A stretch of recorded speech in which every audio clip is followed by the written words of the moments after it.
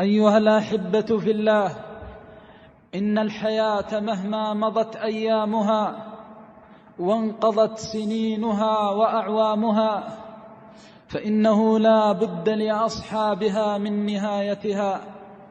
لا بد للإنسان أن يقف تلك الساعة الأخيرة من هذه الدنيا لكي يلقي عليها آخر النظرات على الأبناء والبنات وعلى الإخوان والأخوات، لكي يتفطر قلبه على فراق ما هناك من الأحبة.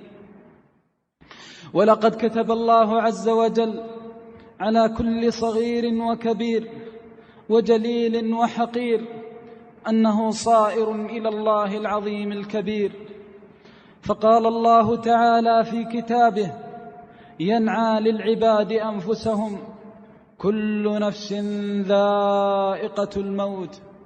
فلا بد لهذه الحياة من هذه النهاية المحتومة، ولا بد لهذه الحياة من هذه الغاية المكتوبة.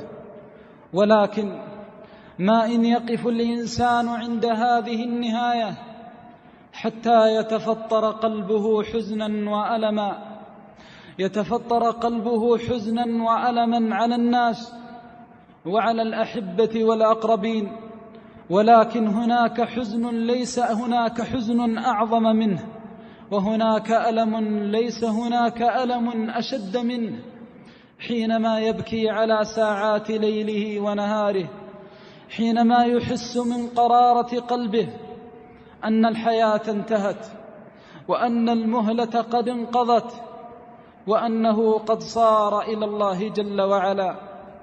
لذلك ما إن ينتهي الإنسان من هذه الدنيا إلا وقلبه في حزن وهم وغم على ما فرط في جنب الله، يقول: رب ارجعون لعلي أعمل صالحا فيما تركت، رب لولا أخرتني إلى أجل قريب فأصدق وأكن من الصالحين.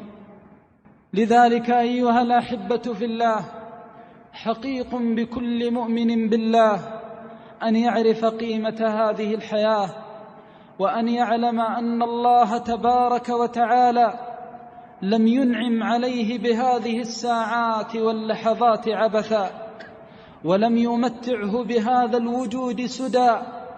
ما خلقك الله إلا لأمر عظيم وخطب جليل كريم، لكي تتعطر الحياة بطاعة مولاك، لكي تتعطر الحياة بمحبة من أحياك، لكي تطيب الحياة بالقرب من الله في السعي في كل ما يرضي الله.